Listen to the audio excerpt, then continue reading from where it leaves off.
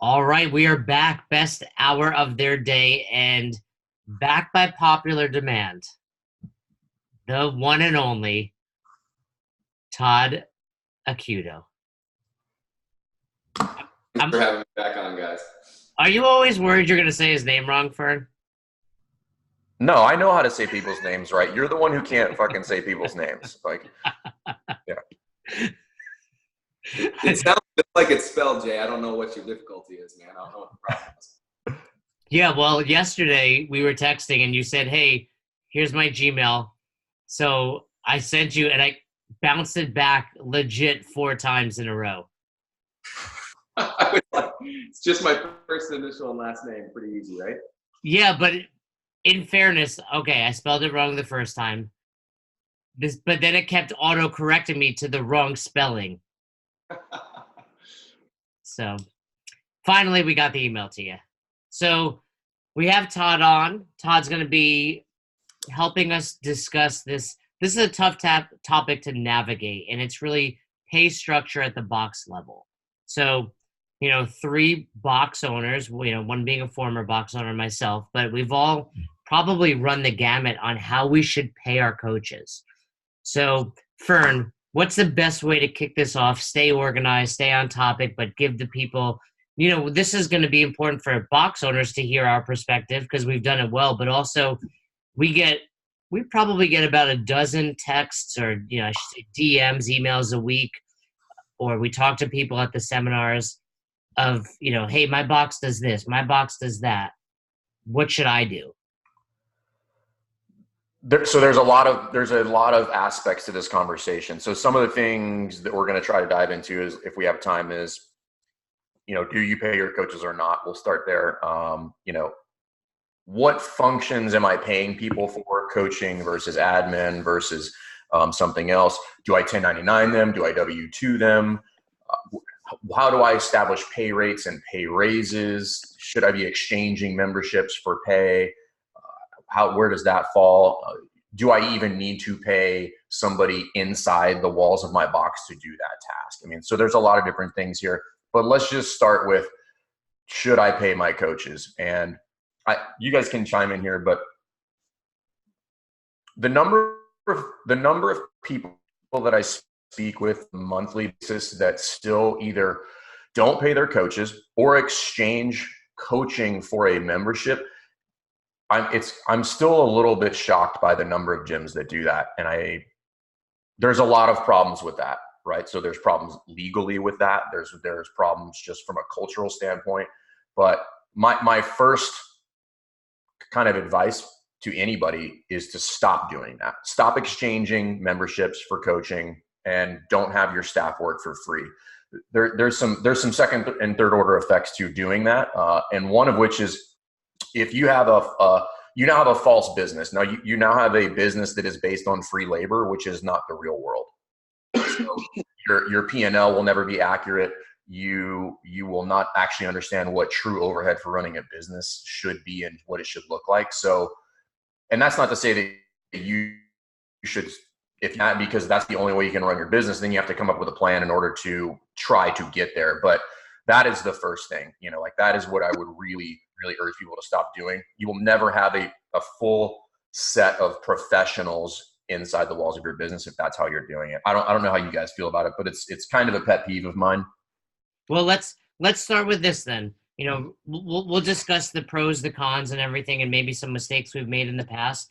But let's talk about 3 boxes, right? I coach at a box. You guys currently own boxes. Let's talk about what goes on right now in the 3 boxes that we're a part of. Todd, you want to, if you don't, you don't have to give specific numbers if you're uncomfortable doing that. But Todd, what goes on in Drive Fitness from a coach's pay perspective?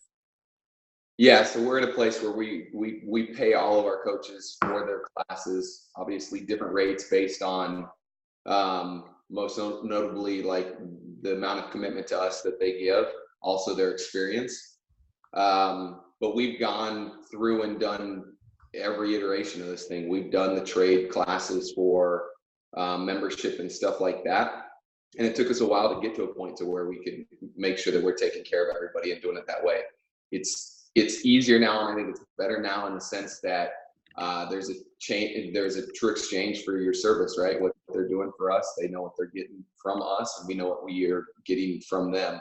I think one of the difficult things is when somebody's coaching for free or just for their membership, it makes it harder for you as the leader or the owner to kind of push on them to get what you need. It's harder to give them feedback. It's harder to ask them for more or demand a higher quality, and really for them to take the ownership in some scenarios to put in the work necessary to be the quality coach that you want, if that's what you're looking for in your affiliate. So, and with that being said, I assume if they're getting paid, they're also getting a free membership? Yeah. Is there any other perk that they're getting at Drive Fitness other than, hey, you show up, you coach your hour, you get, paid X? Do they get free anything? Is there something that goes on there that, listeners would want to know about? I mean, you get access to the gym at 24 hours a day. You get anything that we sell at cost or at the price that we get it for, or any of that kind of stuff. And then anything additionally that we do, they're part of that. Yeah, that's important because, that's a perk, right? A lot of people, they coach, they have a busy schedule. Maybe they're doing it outside of their 9 to 5. So they can come in early, or they can stay late, or weekends they can make up workouts. So give me a little more information about, you said it's based on how much time and, basically their dedication to the box. What does that mean? Obviously there's people out there that are coaching because they want to be a professional coach and they want to make a living from this, and this is their thing. And then there's people that are like, hey, I want to coach, help people out, but I've got another career and this is just gonna be something I'm doing on the side. So the way that we look at it is like, if you are somebody that wants to be a full-time coach and put in the kind of effort to take care of us, and you want to make this your career, we want to try to facilitate that for you. So we're going to be willing to pay you more, and also ask more of you. If you're somebody that wants to coach 1, 2, maybe 3 classes a week and that's it, then the pay scale is going to be a little bit different. So we look at those as like our part-time coaches that are coaching 1 to 3 classes or something like that a week, and their scale is going to be a little bit smaller than somebody that's going to be a full-time coach, which is coaching, anywhere between 9 to 20 classes a week. We want to try to take care of those people because they're taking care of us and giving us more time, and they're trying to make a career out of this thing. All right, cool. So that's what goes down in St. Augustine. What about Virginia Beach, Fern? Ours is very similar. So we pay coaches for their classes, and pay rates will fluctuate. So we structured it, and I've changed it a couple times over the years, but we structure it where your pay rate is based on a couple different things. So it's based on hours worked, not time in the seat. So for instance, what I mean by that is if you have a coach who's been with you for 3 years, but only coaches 2 classes a week, versus somebody who's been with you for 8 months, but coaches 25 to 30 classes a month, the person who's working at a much higher frequency should be eligible for a raise much sooner based on hours worked. And there's a couple assumptions, and when you do this, that they're A, improving, and that they're B, also working on professional development. So ours is based on hours worked as well as credentials. And when we decide to give a pay raise, nothing is guaranteed. There's certain things in place where you're now eligible for a pay raise.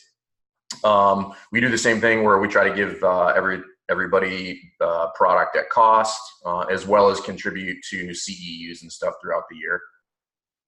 So for both of you, how long did, people are going to be listening, especially box owners, and like, that's great, but I can't afford that. How long did it take you guys to go from opening your doors to paying people? And were there missteps along the way, like barters for coaching, or, very low pay? What were some of the things that went on between day one and where you are now?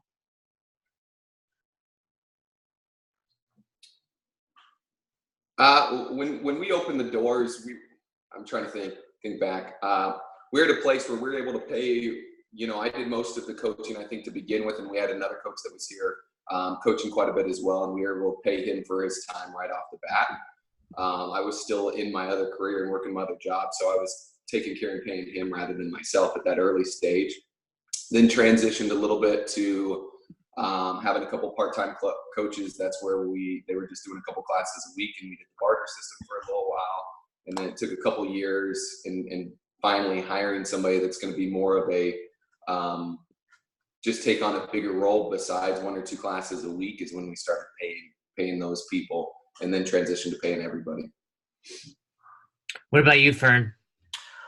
We may have bartered. It's been a long time. And I don't, to be honest with you, the beginning is super fuzzy, but for the most part, I'm almost positive from day one that we paid everybody.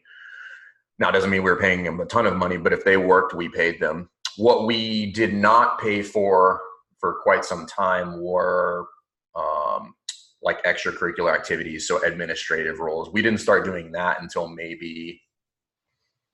probably 2 or 3 years ago, where we started paying people for administrative work. We just ask people to do it.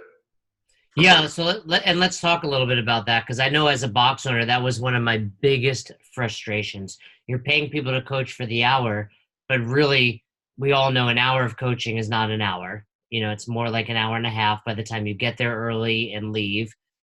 And really, that also becomes a lot of admin stuff, whether it's taking the garbage out, checking people into your system. So where do you draw the line between, hey, I'm paying you to coach this class, and now this is extra work, and how do you pay people? Is it the same pay rate that they're getting for that time on the floor, or is it a different pay rate?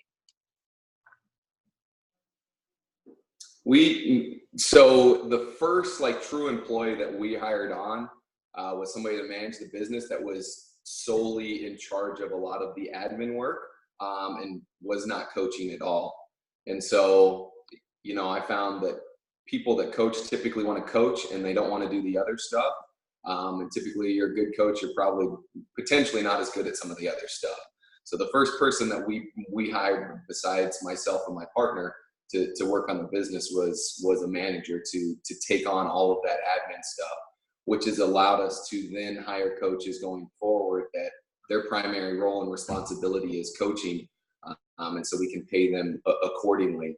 Now, since then, it's, roles have kind of grown, and there's different things that people will do, whether it's taking on social media roles or setting up events or something like that, where they then also get an additional admin rate.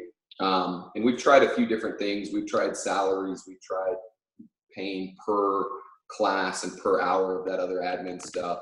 And we still have different people in different roles and being paid slightly different ways as far as salary or per class and per role. But regardless, I think defining exactly what you get for what you do is the big piece of that. And I think that's something that we didn't do very well early on, and that was something that cost us early on a lot more headache and struggles than I would have liked based on that. And I was just not being very clear on what we expected and what you got for what we expected from you. Well, I think that, that's a topic we can dive into, and that, we often force people into these square pegs, if you will. It's like, hey, we're here to coach, and then I'm getting mad that you're not doing this shit you don't actually want to do. So it's, a smart move to then, I'm sure there are people that either enjoy CrossFit and don't want to coach but want a part-time job, or maybe they just want a part-time job and they don't even do CrossFit, but they would be a great manager for your box. What did you do, Fern? Very similar. So we kind of outlined all the roles within the gym. So you have coach, or let me backtrack, actually the tasks. So we outlined all the tasks, and then we took the tasks and then we grouped them into whatever role would seem appropriate. So then we looking at things like cleaning the gym, administrative stuff as far as member management or account management, scheduling, social media, and then attached a $1 per hour rate that was fair for that. And what you really have to do there is canvass the people on the team first and see if anybody's interested in that role. And, believe it or not, I hate spreadsheets and doing things on the computer. However, I had a person on my team who spreadsheets make them very happy. So that person being in charge of the schedule makes the most sense. So, and she did a phenomenal job at it for a very, very long time. And we just recently transitioned to give that to another person because she's now doing other things. But finding out what roles fit what people is super important. And that's part of the concept in, I believe it's Built to Last, is like, you know, first get the right people on the bus and then figure out what seats everybody should be in. And that is probably like a never ending kind of puzzle that you're going to continue to try to solve is, okay, well, this person was really, but they're kind of grown out of that role and we need to move them to something else. So, but for the most part, I've never paid anybody salary. Everything's been hourly. And I think that's the fair way to do it. I think for somebody to be earning a salary, in most cases, they need to have a significant role or number of roles within the gym. Yeah, that was certainly a mistake I made. I put a bunch of coaches on salary, and then it works two ways. If I'm asking them to do more, they kind of in their head figure out how many hours they're working. But at the same time, I expect them to do more because they're getting paid a salary. So I agree with you. That's certainly something that you are very pro, is paying people for their hour, you know, including even in something like our company here in best hour of their day. So let's bring it to the coaches level now. You know, we get hit up by the coaches and, you know, they say, well, my box did this and I moved and now this box did that. What should I do? What do they do, Todd? So for example, someone moves, they were coaching at a box and they were getting a free membership and they were getting paid $15 an hour. Now they move somewhere and the box that they are offered a position at, you know, offers to give them money towards their membership, but it's not necessarily a pay and it's not necessarily a free membership. You know, that's one scenario, but how do you talk to coaches at that level, regardless of exactly what's being brought to you? I think the reality of it is that although every CrossFit gym is very similar, they're all distinctly different as well, right? So just because you enjoyed coaching at one gym and you were a good fit there, when you move, you got to find a new home. And so, you know, a lot of times people will ask me that question. In my opinion, as an affiliate owner, it's like, I'm always looking for coaches, potentially if it's the right coach, but I've never had somebody come up to me and say, hey, I'm moving to town, I'd like to coach, and me just hire them off the street. The first thing that I want is somebody in my gym to see if they even fit with the culture, see what kind of person they are. So if I was the coach that, you know, had moved from my current location and now I'm in a new location, number one, I'm going to visit all the gyms around the area to where I've moved to. Once I get a feel for what that gym is like, I'm going to join the gym as a member first, make sure that I kind of fit in with the culture. I like the way that they do things. And then from there, after I've spent some time in the gym, then potentially talk to the owners about, hey, I've got some coaching background. I don't know if you need any help. Let me know if that's something you'd be interested in. But I'd be hard pressed to just take somebody off the street and hire them in. It's like, you got to make sure they're the right person and it's going to be the right fit for your gym and that kind of stuff. I also, as the affiliate owner, would want somebody to have a little bit of skin in the game, you know, by jumping in and being willing to be a part of our community before you're a part of our team. That's a tough balance, though, right? You move from one area to the other, maybe even coaching a year, 2 years, and now you go somewhere and they're like, hey, you have to be a member here. You know, you're accustomed to maybe a free membership, maybe getting some you know, side pay there.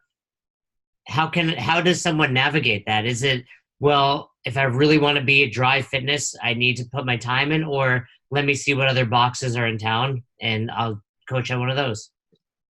Yeah, that might be the case, right? If like there are more gyms nowadays, so the opportunity for a coaching need is greater. And I have heard of other gyms that'll just hire somebody that comes to town and has a level 1 or level 2 or whatever it is. Me personally, that's not how I run my business and not something that I'd be willing to do. And you're right, it is a difficult situation. Hey, it's like you've been coaching somewhere, you've maybe been getting paid for this, but you might have to take that one step back and be willing to humble yourself enough to be a member at a gym and see how things go down. and I find, like I said, if you're the right fit, I will find work for you. I'll find a way for you to be a part of my team if you see me like you're the right person. But I can't tell you how many people have come to my gym and said, hey, I'm a coach. I'd really like to coach at your gym. And I go, hey, cool. First things first, I need to see how you fit in our facility. I would love for you to come to my gym.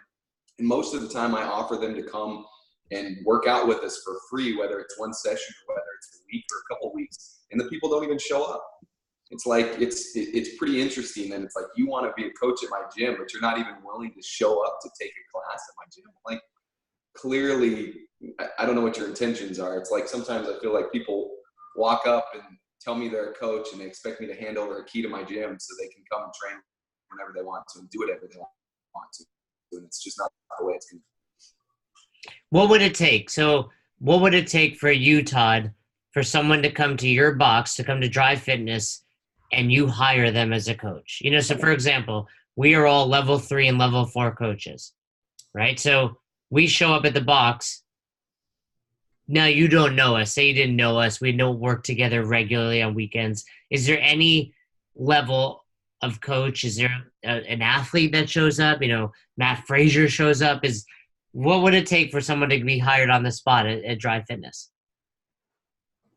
It's not a thing. You can't, like, I'm not going to hire you on the spot. My culture and the people within my gym are way more important than whoever you think you are, right? So you have to come and be a part of my classes, because all of our coaches take classes. Everybody in our gym is a part of the community and no one's above that.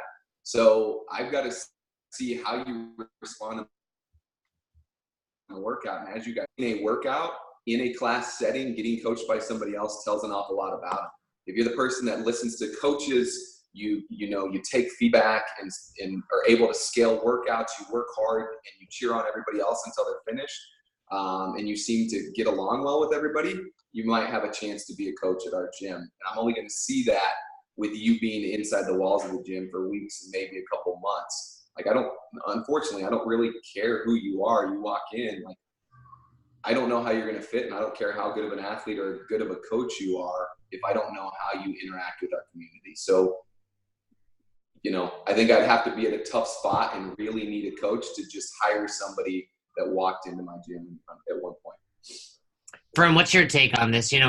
Similar scenario, someone moves, we hear about it being at level 1, level 2s from both perspectives. What do we tell those people? Because it's hard. I agree with what Todd said. What I want to tell people is like, hey, every box is different, and they took the risk. They've opened the box, and it's, whether it's successful or not, you want to coach there. You have to, it's like going for a job. You don't like Starbucks pay. Well, you either accept it or you go work at Dunkin' Donuts. And it's the same thing when it comes to boxes. Every box is different. They can do whatever, but how do you navigate that? Yeah, I mean, the first thing is there's exactly what you just said, which is you're not entitled to a job, and you don't have to take it. If you don't like it, well, then you can just make a decision to do something else. The other thing is, I think, again, context matters here. Like, if you are a gym owner who is just strapped for time and you just need somebody to fill 20 classes a week so that you could eat lunch occasionally, 20 classes a month so you can eat lunch occasionally, then you might have to do that in the short term. But you need to do that without rose-colored glasses and understand that you might not get the best product. After that, as you mature as a business, I am in Todd's camp where I'm not going to hire somebody on the spot, but I do think there are probably, as the community grows and as the people within the community get a little bit more developed, there's probably 2 scenarios. One scenario is a person has no experience and wants a coach, and the other one is somebody who has what I would consider a significant resume, right? So they've been coaching, probably north of 1,000 hours. They have multiple credentials, whether it be CrossFit or outside CrossFit. Maybe they have CSCS or Exos or OPEX, and they have a level 3, and they have CSCS or a master's degree in kinesiology or something like that. That now warrants at least a conversation, an interview, and maybe a tryout. So I'm not saying that I'm not going to hire somebody, but it's not going to be like, hey, you got the job. It's going to be more like a traditional job interview. where I'm going to see if I like you. I'm going to look at your resume, which goes to something we talked about before. Like if you're not a coach who's developing a resume that says something other than I like CrossFit, then you should be doing that. And then from there, it has to be a fit for the culture and the team. So again, I'm in total agreement with Todd is that like, I don't care if you're fit and I don't care what you did before, because maybe you did coach at a CrossFit gym for 5 years before you showed up at my gym. That doesn't mean those were quality hours. It doesn't mean you know what you're talking about. For the vast majority of people that walk into my gym, if you've been coaching at another gym for 4 or 5 years, you're probably going to be the 5th best coach on the staff. Like that's the way it is, because we've spent so much time doing development. And that's not a knock on that person, but we do have to acknowledge that just because you were inside the walls of the gym does not mean you are an effective coach. And with that being said, let's talk a little bit about what you guys do as far as continuing ed. Do you guys help out your coaches with further development, be it, they're taking their level 2, 3, or maybe, like Fern mentioned, some other sort of credential? What do you do, Fern? So yeah, we'll put some money towards that as far as some continuing education credentials. And it's depending on what the course is. If it is a pass-fail course, what we will try to do is a reimbursement. If it's a certificate course, we will, in certain instances, just help or pay for that up front. But if it's a pass-fail, I want them to have some skin in the game. And if they fail, then I'm not going to reimburse. If they pass, then I'll reimburse them. We're fortunate that we host seminars pretty regularly. So there's spots available that I can, everybody on my staff is level 2 and I have 2 level 3 coaches on there. So, I think it's important for that to be part of the culture, which is you should always be moving forward. If anybody on my staff goes a year without getting some additional credential, that's probably my fault for not pushing them a little bit more. What happens at Drive? Yeah, it's the same thing. We contribute to people that want to take it, continuing education, and it's a similar sense in the fact that if you're a full-time, somebody that's committed more to us, we're going to commit more and pay more towards that. If you're part-time, it'll be a little bit less, but we still want the same thing. We also spend time doing some coaches development stuff, and just working with our coaches throughout the year as well. I think we've really covered, both perspectives here, from the box owner and from the coach's view. But if you guys had to sum it up and give box owners a 30-second to 1 minute kind of lesson, what would it be? As far as what? As far as pay goes? As far as I'd say hey, coaches. Well, we know how your stance on hiring coaches. You would not hire Coach Glassman. It's a similar thing to what Jay said. Obviously, it's like I got to see how you fit. So yes, there are scenarios where I bring you in an interview and then see how it goes in here. But the reality of it is, as you guys all know, is like everybody's idea and concept of what CrossFit is a little bit different. You guys agree with that? So just because you coach somewhere, like wherever you coached is kind of your foundation of what CrossFit is. And I guarantee my gym's a little bit different. So I got to make sure that you buy into the way that we do things, the way that we program workouts, the way that we run classes. And so I need you bought in before I want you to be a leader inside the walls of my gym. So if I came off too harsh before, it's like, yeah, there's a chance for you to get a job, but you got to make sure that you fit with what we do. And it's a two-way street. Not only do I need to like you, but you need to like our program. If you walk in and you're like, dude, I don't like the way these guys do their programming, or I think it's stupid that they do this, you're not going to enjoy yourself either. So I need you to be around enough to where you realize that you like what we're doing as well. Fern, this is Todd. Greg, can I see your resume? Oh, I see here that you founded CrossFit. Oh, that's great. That's great. You're going to have to join for a month, see if we're a good fit for you. Well, we know he could afford it, so that's fine. He'd be like this. I now own the place. I'm buying this thing. You're fired.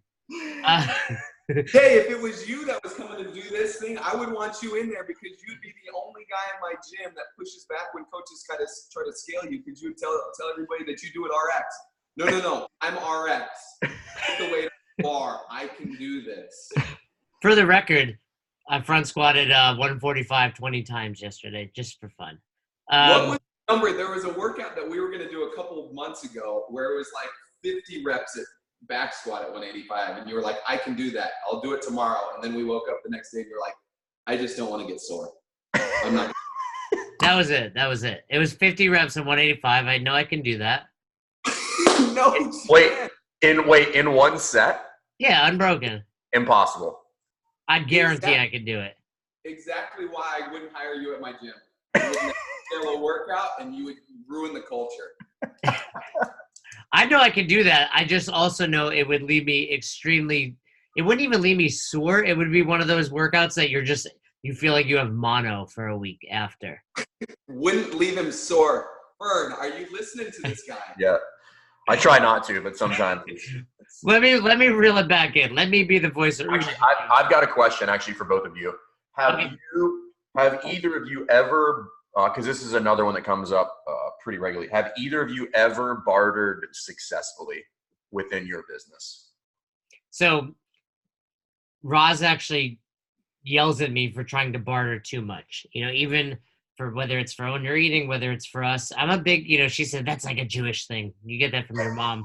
And I'm like, I don't know where I get it from, but to me, it's always been, I have a service, you have a service, let's not get, money involved. It's simple. I've had some very successful barters for membership, primarily membership back in the day, especially like massage therapists or food companies, chiropractors. And it was we looked at the dollar, here's what it costs to come here. Here's what it would cost for one massage or two. So yeah, I've had some successful ones when it comes to memberships. When it came to coaching, I started with a lot of, you get a free membership. I was very aware of the bottom dollar of Albany CrossFit. And like you, I ultimately started paying people. But if someone wanted to intern and learn more, to a fault, I probably let too many people classify themselves as interns and coaches, because I always enjoyed giving people that opportunity just to be a bigger part. And I always felt like this changed my life, CrossFit. I want to give you that opportunity. But yeah, and then my expectations would rise, and it was always, some of those ended poorly. So for memberships, yes. For coaching, I had a handful, but more often than not, they didn't go well. So what about you, Todd? Similar to what Jay said. We've traded membership for different things, massage therapy. I've also always been in the boat to where if somebody wants to be a part of our gym and wants to work out, but maybe financially it doesn't work for them, if they are willing to put in the work, like we've had a number of people that are like, hey, I'm willing to clean your gym, or what can I do to make this happen, to be a part of your facility. And, you just outline very clearly on what's expected from them and what they get for that. And so we've had that happen on a few occasions, and it's gone well. We've also had it happen, same deal, where it's like, all right, cool, you can come in. I need you to, I want you to show up at the gym, and this is what I expect from you, and it doesn't work out. And if it doesn't work out, then it's easy just to nip in the bud and call it a day. Yeah, for me, the struggle has always been, there's very little ability to have any sort of accountability involved with that if there is not actually an exchange, right? If I don't give you something for that service, it's hard for me to tell you that you're doing a bad job or that I would like you to do it better, because everybody puts the value on something regardless of what it is.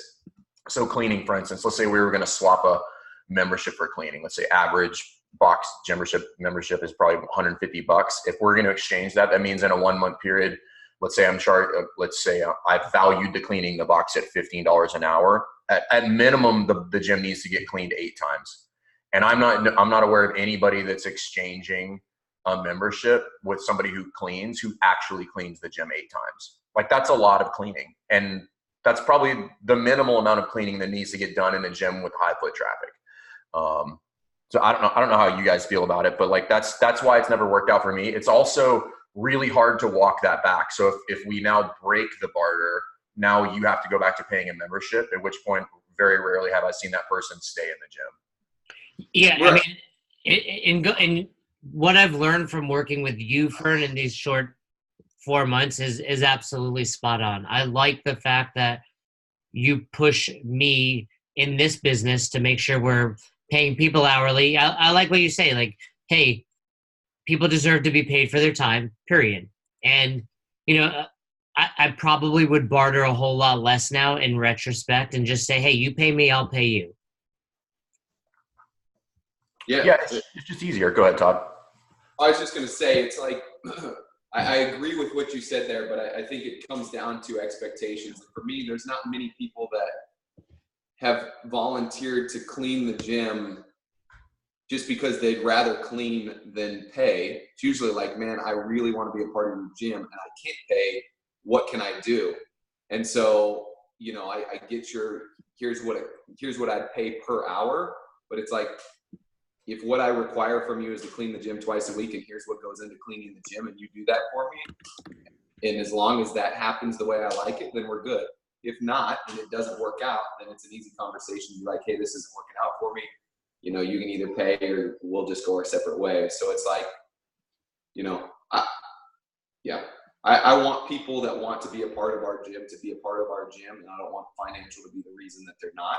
And so if we can make something work that we're both happy with, as long as there's clear lines drawn with that, then I'm okay potentially sacrificing a little bit in that, as long as they're meeting the expectations that I've already laid out for them. What I've done in the past in those scenarios, because there have been people that I absolutely want inside the walls of my gym almost no matter what, and they come to me with a financial hardship.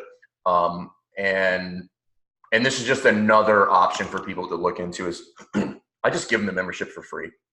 Like if they've been there long enough and I know that they have absolute value to the gym because they bring a good vibe and people like to see them there, I just give them the membership for free.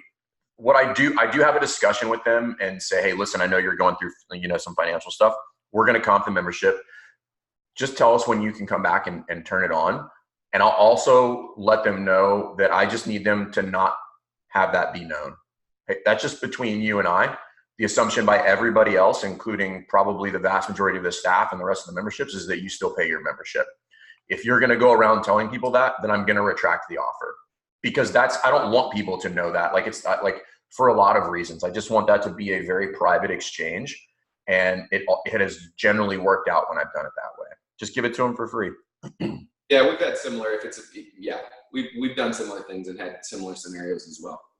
I think we're aligned on that.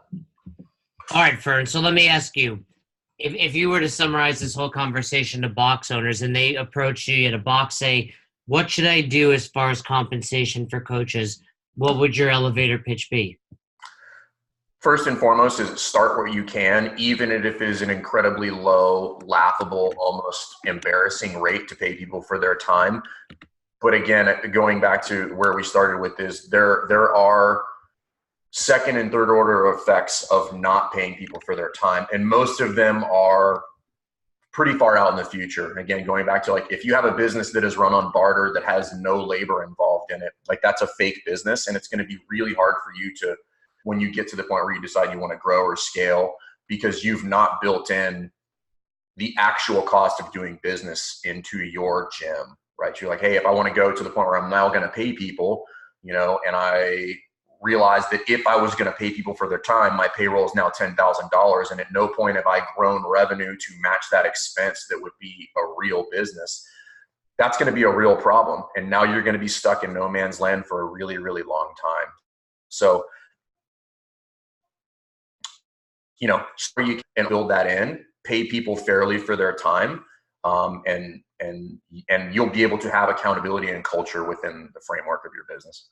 Yeah, and I think something you said there to summarize it is really, if you want a real business, and we treat these, I think a lot of box owners treat this like, hey, I do want a real business, but I don't want to pay people. It's like, well, then you don't really have a real business. And ultimately, if you're going to be successful one day, and whether it's grow your box to 100, 200, or six-figure revenue, you have to be paying your coaches. And I think you guys do an exceptional job of that. The box that I coach at made it mandatory. They don't do any bartering or anything like that. It's just pay your coaches based on their level. And I think, lastly, as a coach, you have to figure out what's worth it to you. If you want, we joke around with Todd, but clearly Drive Fitness is the box in St. Augustine, and you have to earn that spot there. If you want to coach right away in St. Augustine, there's other boxes to choose from, but they're not Drive Fitness. So, and same holds true wherever you may live. You have to determine if it's worth it for you to stay there.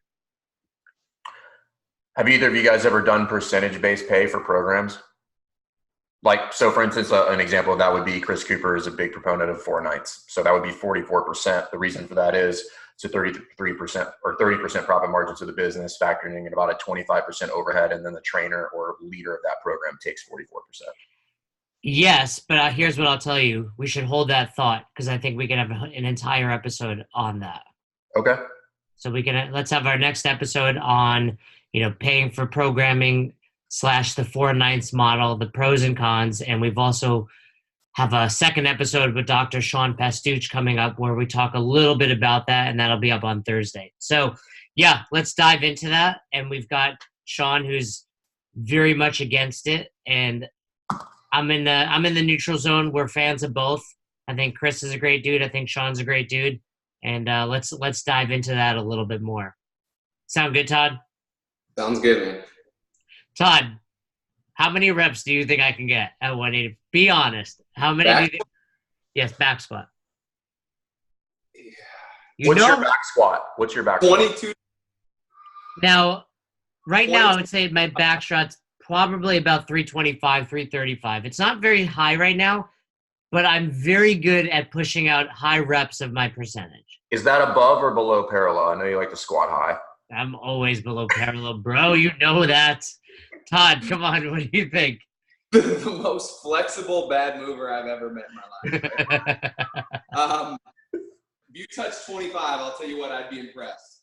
Dude, I do 25 now in my closet here with no warm-up. You're going to take the 7 T-shirts off your shelf back there and put them on your back, and you're going to be like, believe me, this is 185 pounds. We're good. I'll just count this. I've done 275 for 20. That was when you were training 3 times a day, and all you did was work out. Jay, That's not true. But side note, I appreciate you noticing my minimal closet here. Todd and I are both big proponents of how do you say her name? Marie Kondo. Oh, is that? I thought it was a Marie Kondo, but okay. I try to say it with a little, accent. French accent, yeah. French accent. But The Magical Art of Tidying Up, Todd introduced me to that book. If you're listening, I highly recommend you checking it out. Listen, that is not what my closet looks like, just to be very honest. Todd, I don't know that you and I would survive in the Fern household. Oh my gosh, no way. We would just throw everything away. I try to on a regular basis. Including the kids. Hey, kids, I don't find joy in this. You're going. Some days, yeah, some days. All right. Well, hopefully that answered some questions. We'll point you in this direction if you've asked us this in the past. But I think, big picture when it comes to CrossFit is there's not a whole lot of black and white. There's a lot of gray. And, while we've given you what we believe are best practices, ultimately you have to make your own decision. And that's the beauty of CrossFit is it's an affiliate model and you can make those decisions. Any last words? No. I want the video of that 50 reps, Jay. I'll tell you what, if we get a listener demand, I will do 50 reps. But I feel like, here's what I'm going to do. Before you speak, Todd, I'm going to put it out to the listeners, and I'm going to say they come up with the wager, and I don't need Todd to do anything. But if I successfully back squat 50 reps, below parallel, etc., Todd either has to do X, Y, or Z. Nothing like, where he's going to get in trouble, but something silly. No tattoos, nothing outrageous, but he has to do something to appreciate my fitness. I'll let the listeners decide.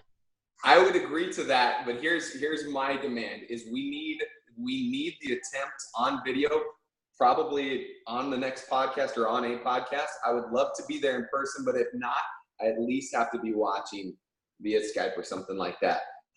Well, yeah, okay, it will certainly be on video, but I assume I've developed enough credentials and, you guys would trust me, but I'll film it, just in case. I got to be paying attention. I got to be watching it live. That's what I Yeah, need. Todd and I will do live commentary. Yeah, we will do live commentary on it. Okay, so It's gonna be like the world feed. It's gonna be the world feed of Jay doing squats.